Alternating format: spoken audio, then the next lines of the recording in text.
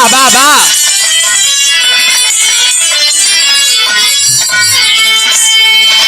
अब सवरिया रे राम रे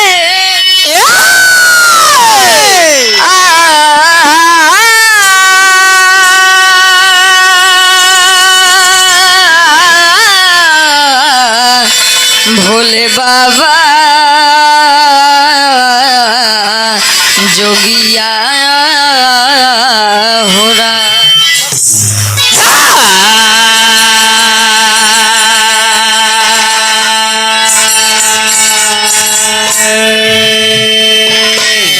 गाने का शीर्षक भक्त और भगवान। कागवा भक्त बिना भगवान कुछ नहीं ना, भगवान बिना भक्त कुछ नहीं बा। 4 लाइन भूमिका के भाव से आवा।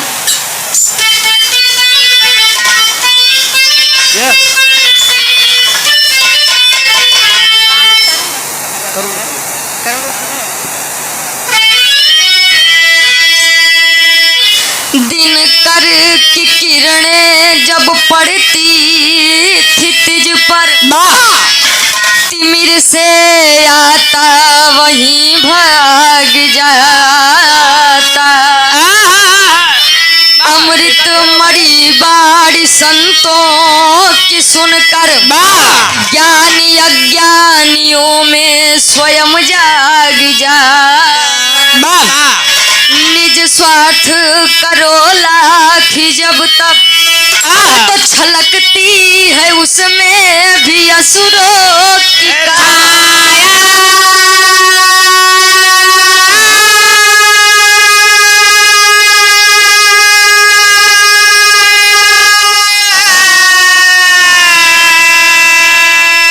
पर स्वार्थों में करते हैं, पर स्वार्थों में त्याग करते हैं जो,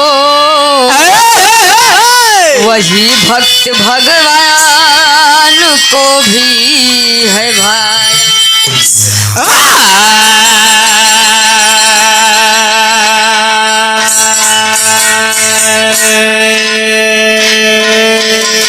आजकल देखा बे गुरुजी बताओ बहन जमाना ही खराब है। जमाना के लोग की सोच खराब हुई है, सोच खराब हुई है भैया। देवी देवता के दर्शन दीदार करे जाई हैं तो जाइए तो कहिए माई हमार घर परिवार एकदम सुखी रहे। मान ले के ऊपर प्रधानी लड़े तब कहे माई हमारे जने प्रधानी जीत जाए यार आई के दर्शन करब रोड चढ़ाओ। देवी देवता का बयान बिना घोष करो काम नहीं क्यों करते बा। जबकि देवी देवता कुछ न चाहिए भैया, बस सच्चे दिल से उनका याद कर लिया वही बहुत बा। एक लाइन बड़ी बढ़िया कवि जी लिखन कैसे,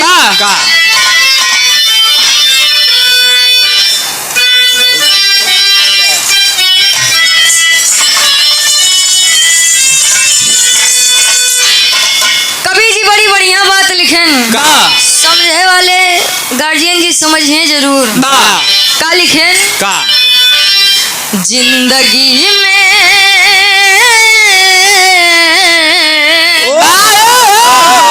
जिंदगी में हजारों का मेला जुड़ा, जिंदगी में हजारों का मेला जुड़ा। हंस जब जब उड़ा तब अकेला उड़ा, हंस जब जब उड़ा तब अकेला उड़ा, हंस जब जब उड़ा तब अकेला उड़ा। जिंदगी में हजारों का मेला जुड़ा, जिंदगी में हजारों का मेला जुड़ा। हंस जब जब उड़ा तब अकेला उड़ा, हंस जब जब उड़ा तब अकेला उड़ा। लेकिन कवि जी भाव में बड़ी बढ़िया बात बताए इनका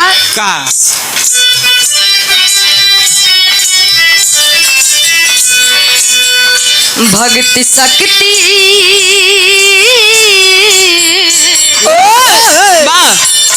भक्ति शक्ति का फंदा है ऊंचे जुड़े, भक्ति शक्ति फंदा है ऊंचे जुड़े भक्त हित रहते भगवान हमेशा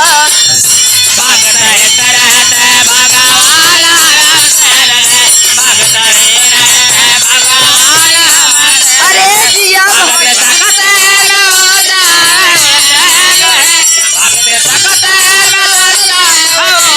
भक्त हित रहते भगवान हमेशा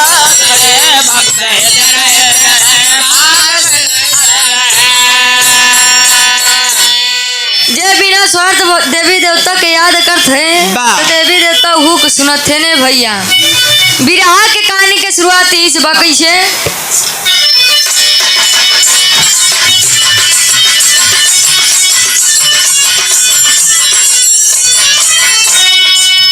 इंसानियत हो जिसमें इंसानियत हो जिसमें वह सच्चा इंसान है उसके लिए तो सारा जग ही जहान है।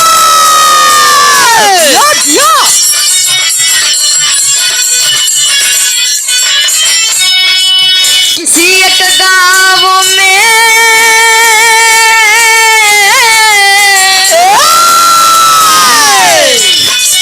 किसी एक गांव में किसान दयावान रहा किसी एक गांव में किसान दयावान रहा किंतु फूल बिना गुलशन वीरान रहा।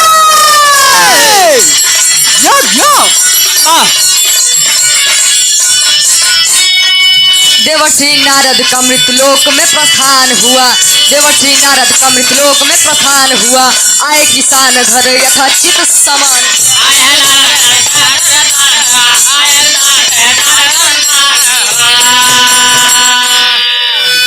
विरहा के कहानी आप समझ लें आसान पूर्ण विश्वास बा कहानी समझ में जरूर आए एक साथे काका दुई काम जिन करे ना झंडू बा भैया फिर ये हो एक काज निकाह भाई काज निकाह बजाई कुछ समझ में ना जाए ए भैया तो कहानी ध्यान से समझिए।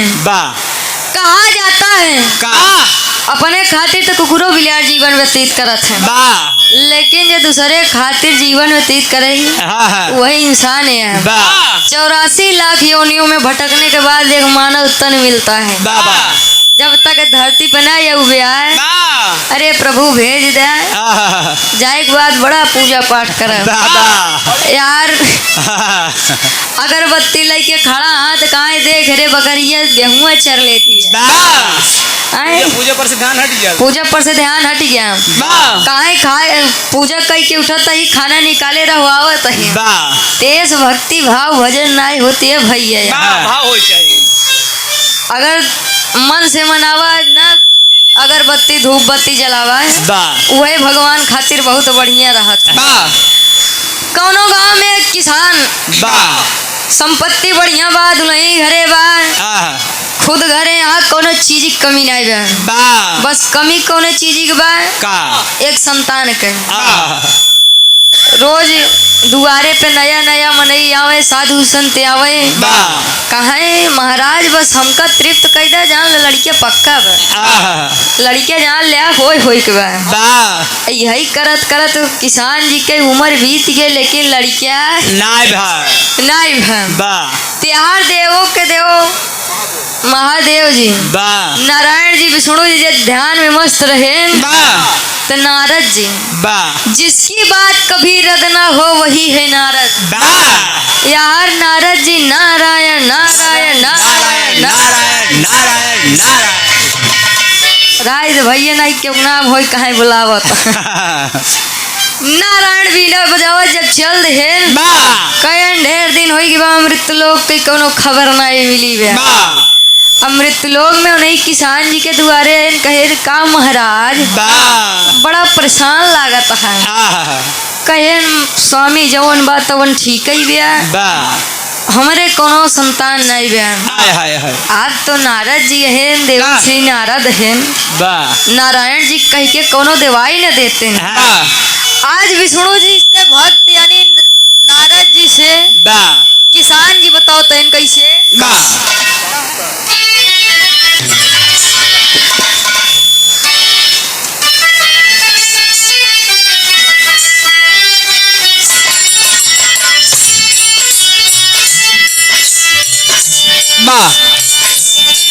कोनो नायक अपने नायिका से, कोनो प्रेमी अपने प्रेमिका से, कोनो बुढ़वा अपने बुढ़िया से। कैसे कहे? कहत बका कह तू रोज रोज तोहरी गली ऐसी गई।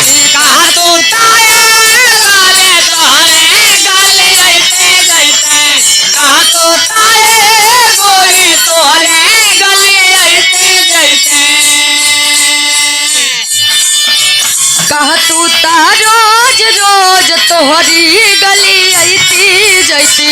कत से हेलो हेलो हेलो ए चमक छलो। छत पर से तू हाला हाला या सबक चला, छत पर से तू हाला हाला या सबक चला। लेकिन आज किसान जी नारद जी से कह रहे हैं कहे किसान बाबा मुनि के समानवा। काहे के साल बाबा मोने के समानवा, काहे के साल बाबा मोने के समानवा। कहे किसान बाबा मुनि के समानवा हो। झोलिया में नाई खेला लानावा तू बतिया सुना। जलिया में लाए के तो गलवा तो बतिया सुना, जलिया में लाए के तो गलवा तो बतिया सुना। कहन प्रभु जान लिया इतना दिन हो गया हमारे दूजने के विवाह के, लेकिन कौनो लड़का कौनो संतान ना भइल। बाबा आज तो नारद जी है जाई के कौनो काम बनवाए देते तो बढ़िया ही हो जा। कहन का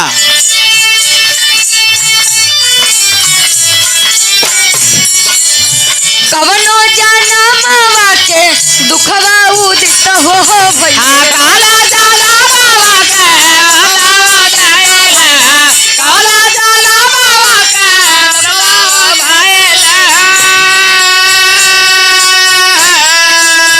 रूठे विधाता दया तनी को न कई।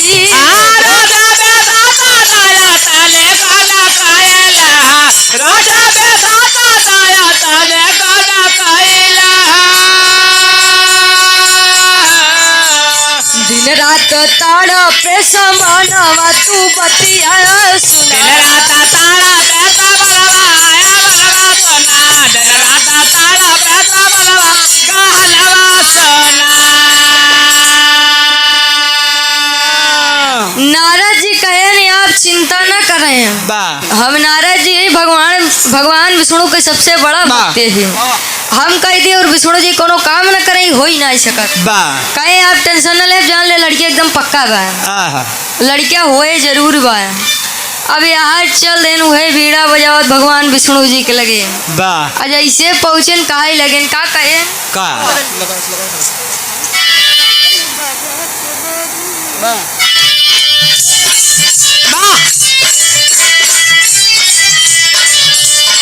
जैसे बढ़िया गुरुजी फर्ज में लिखे बीड़ाधारी विष्णु से जाके,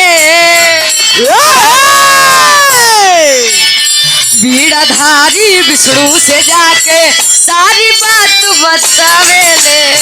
बीड़ाधारी विष्णु के जाके सारी बात बतावेले, बीड़ाधारी विष्णु के जाके सारी बात बतावेले। बीड़ाधारी विष्णु से जाके सारी बात बतावेले।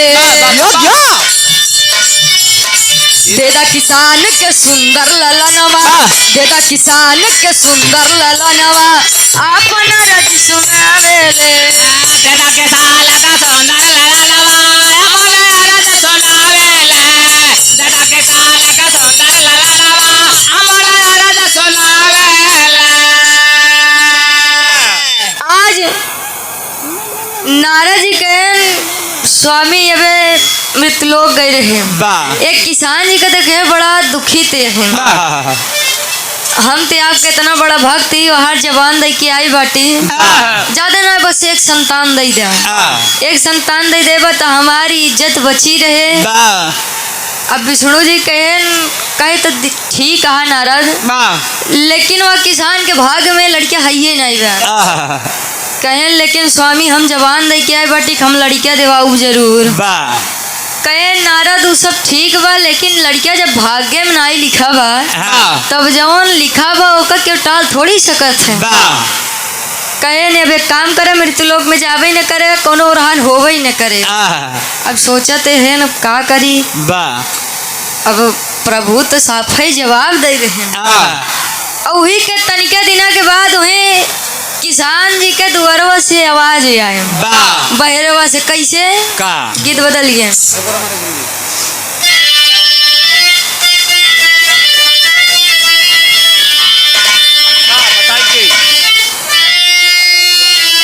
इलाहाबादी खाटी तर्ज भैया। एका स्वर्गीय गुरु श्री हैदर अली जुगनू जी गाँव है। कैसे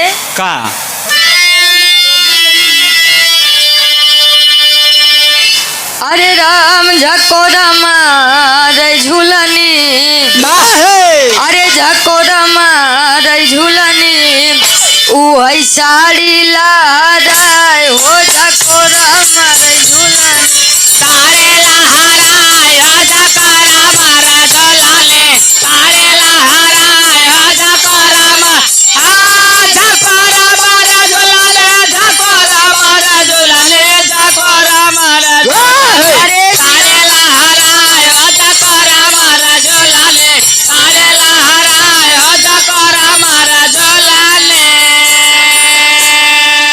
लेकिन किसान जी और उनके धर्म पत्नी जी अंदर बैठा है वही बाहरवा से आवाज ही गई। कहे जय रोटी दाते बेटवाला, जय रोटी दाते बेटवाला। अब वरदान बादर हाय है वरदान बादर है वरदान बादर दाते बेटवाला है वरदान बादर दाते बेटवाला है वरदान बादर दाते बेटवाला। भूखिया लगल बा जय गो रोटिया खियबा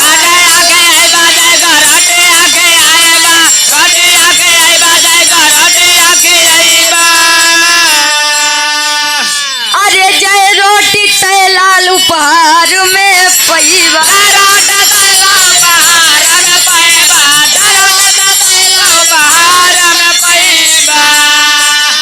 अरे पैदा होई है अरे पैदा होई है लाल बनल विधि के विधान बाजय रोटी दाता वाला है वरदान बादर दाते बेटवाला है वरदान बादर हाय है वरदान बा होई है वरदान बादर दाते बेटवाला है वरदान बादर दाते बेटवाला है वरदान बादर दाते बेटवाला। कहाँ जय रोटी दाता बेटवाला है वरदान बा। कहन का स्वामी एकदम सही बोलते हैं। कहन बिल्कुल जय जितना रोटी खियाए पौबे उतना भगवान ने आपके पुत्र रत्न दी हैं। अब किसान जी इतनी बतिया सुनते माने अंदर गए। अब मलकिन कहीं कहा इन तुम्हारे आधा चीज तो गवाए दे सब किनाए नऊ हुई है वहाँ के किनाए भी है। अब एक मान ले कि हमारे तोरे लड़के किस्मत में है ही नहीं बा। कहीं तो चुप रहो बस एक बार और दिखाई दे। अब किसान जी नहीं माने गए अंदर ऊपर नीचे देखें तो 7 रोटी रहे लेके आए। महात्मा जी भोजन करें भवा का टेरी के भाव में कहना बा।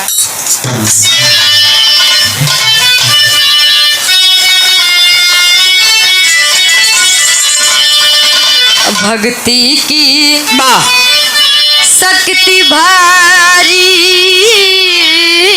बाबा अरे भक्ति की शक्ति भारी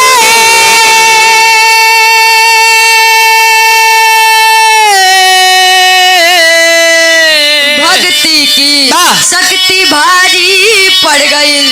तो भैले 7 लाली अब महाकुठी फुलवारी फुलवारी अरे फुलवारी भैले 7 लाली अब महाकुठी फुलवारी। भक्ति की शक्ति भारी पड़ गई। जब यहाँ 7 रोटी महात्मा खाए ने भैया यहाँ 7 रोटी खाए के बाद समय ऐसा आ गया कि किसान जी के 7 गदेला पैदा भइल। तब कहना पड़ा राधे श्याम के भाव में कहना बा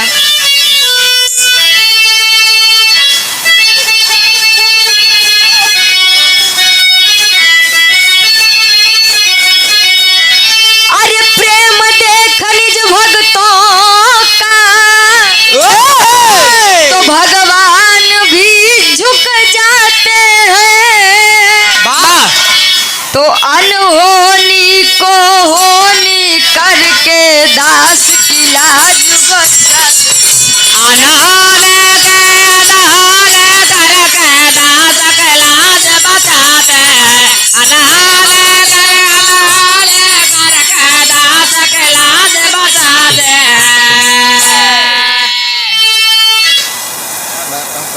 प्रेम देख निज भक्तों का भगवान भी झुक जाते हैं।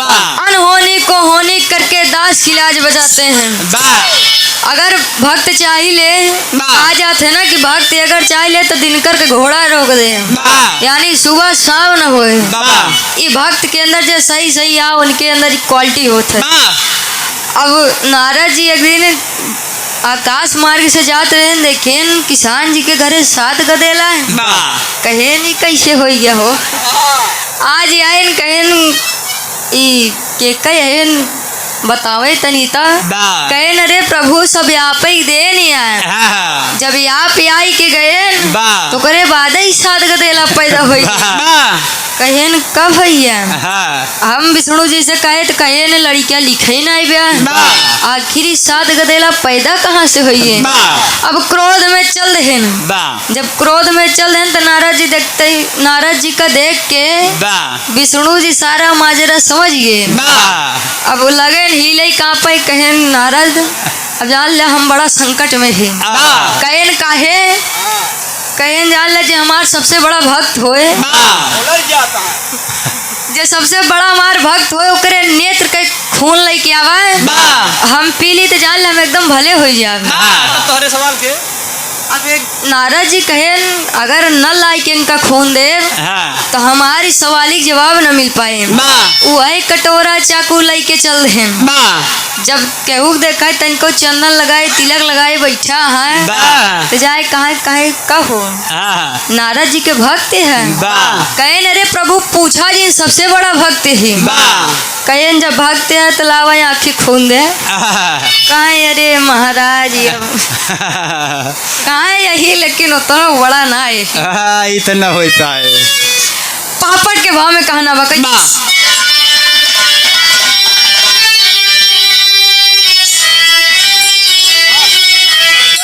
भक्त होया कहा है बिल्कुल जान ले हम उनका बिना एक लोटा जल चढ़ाए कबो भोजन ही नहीं ग्रहण कर हमसे बड़ा भक्त के बाद कहे जब भक्त है तो जान ले भगवान विष्णु जी के जान बड़े खतरा में पड़ी बा वह अपने आँखी खूनवा दे देता वो पी लेते तो एकदम भले हो जाते हैं। कहाँ है प्रभु घरे 4 लड़कियां हाँ मेहरारू हैं आए हम अपने आँखी खून दे दे तो एक आँखी से आनर न हो गया।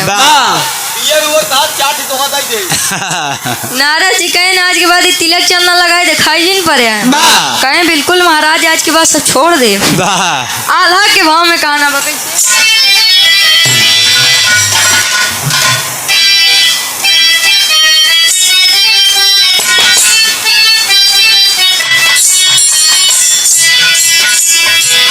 निर्धन के मिले जैसे धन के गठरिया बाबू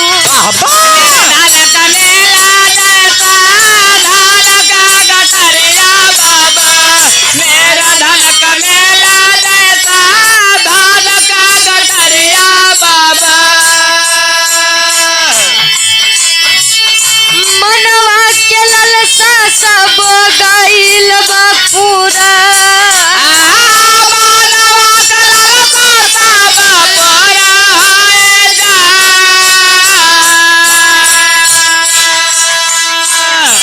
नार मुनि करते जे कर भजनिया बाबू सारा नार माला करता जागर भजनिया भैया सारा नार माला करता जागर भजनिया भैया संकट में फंसे दुनिया के पालनहार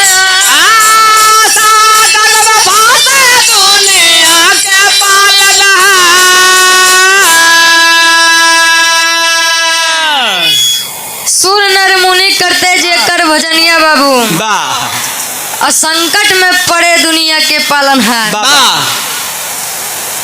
जब वही संत जौन कहे रहे जे रोटी देते बेटवा ले यही वरदान बा जब उनके लगे पहुँचे देखा जब भौकाल बनवत है उजान ले भौकाले जना दे जान ले हमसी बड़ा वीर क्यों न आए हमसी बड़ा भक्त क्यों न आए आए हमसी बड़ा गवैया क्यों न आए लेकिन जब सत्यता महान बा उहे कहे भैया जान ले बहुत कुछ तो नहीं पता है लेकिन थोड़ बहुत पता बा ई होता है सज्जन मनई की क्वालिटी जब पहुँचे उनके लगे कहन का प्रभु नारायण जी के भक्त है कहन प्रभु ढेर बड़ा तना है बस छोट मोट भक्ति भजन कई ली थी कहन सुना नारायण जी के जान बड़ी खतरे में पड़ी है कहन का हमरे स्वामी का है कहन पता ना शरीरिया अपने आप कांपत ही कहन जे हमार सबसे बड़ा भक्त हो ओकरे आँखी खून लेके आवा हम पी ले एकदम भले हो जाए कहन बिल्कुल स्वामी लिया वह चाकू उठाई के अपने आँखी में मारे कैसे सदर के भाव में कहना बा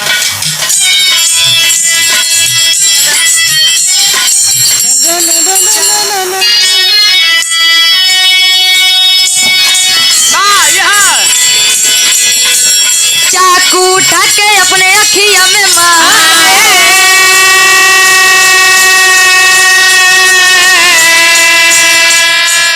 चाकू उठा के अपने अखिया में मारे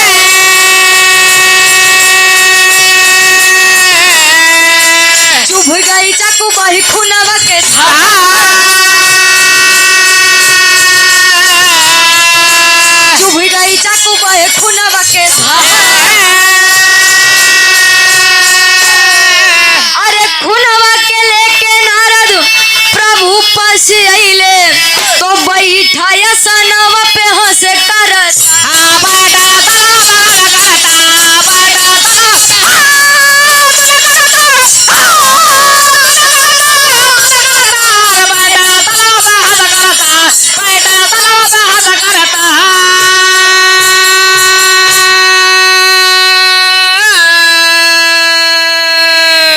जब आज नहीं महात्मा उठाए कि चाकू अपने आँखी पे मारे जब खून के धारा बहे लागू है पात्र आगे लगाए दहन सारा खून जब ओमा गिर गया तो वह खून लेके पहुंचे नारद जी के लगे कहानी एकदम आखिरी बा आप सब समझिए जब वह खून लेके पहुंचे तो खून पिए से पहले भगवान विष्णु एकदम भले हो